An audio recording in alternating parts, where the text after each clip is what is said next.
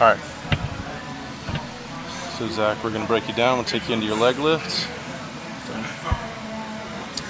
I like how you got a little rotation going on to close off.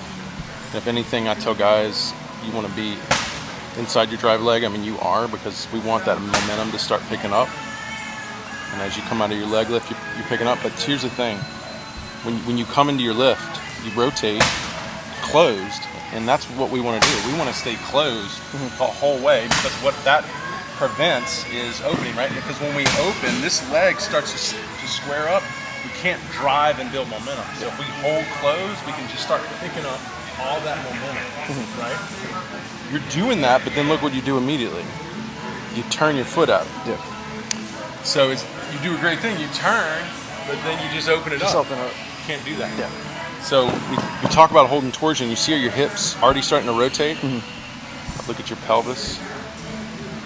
You can see your pelvis rotation is 20 degrees. Should be 0. Let's see. No, it should be probably 90.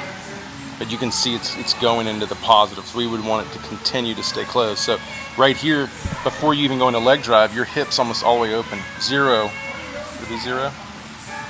Now 60. So it's just 60. So point is you're like 30 degrees of rotation. At that point, we'd still want to be in counter rotation or turning the other way. Okay.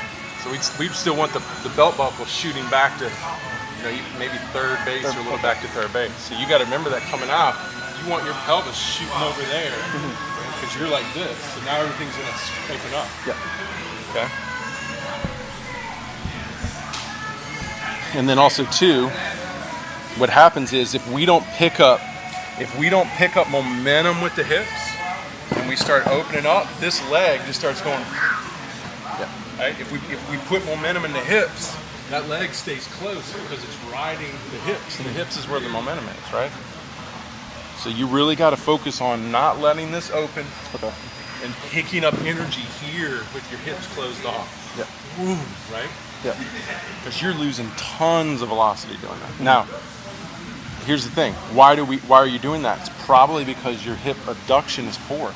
So if I've got weak strength this way, and I say even have weak, posterior chain, so I can't sit into my posterior chain because it wants to give out, and I can't hold abduction because it wants to give out, then that's why you're probably doing that. So it could be related to mobility, strength in those positions in your hip. Okay.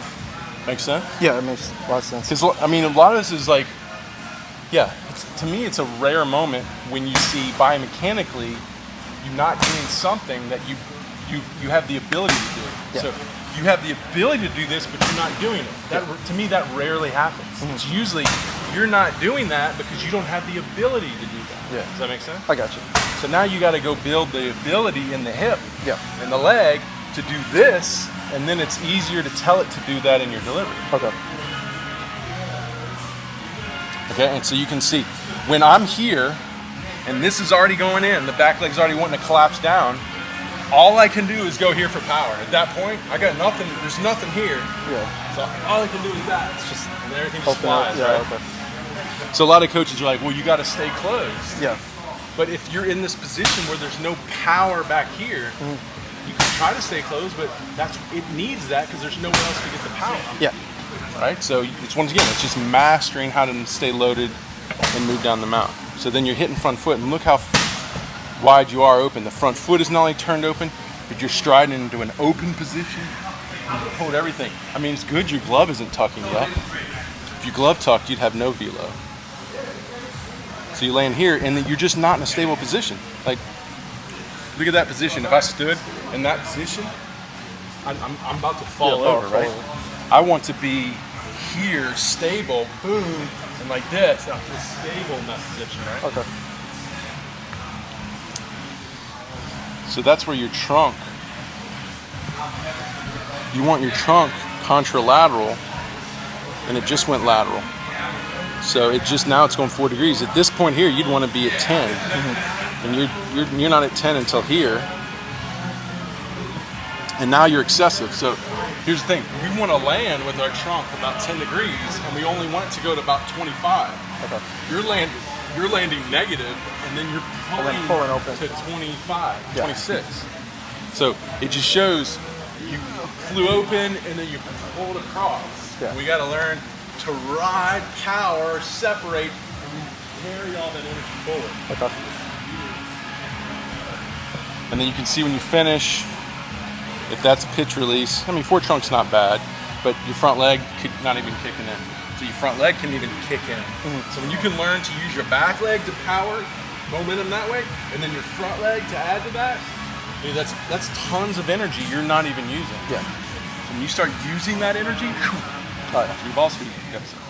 But once again, you got to have the ability to actually be able to do that. And that's the leg power, mobility, and then you got to put it into the mechanics.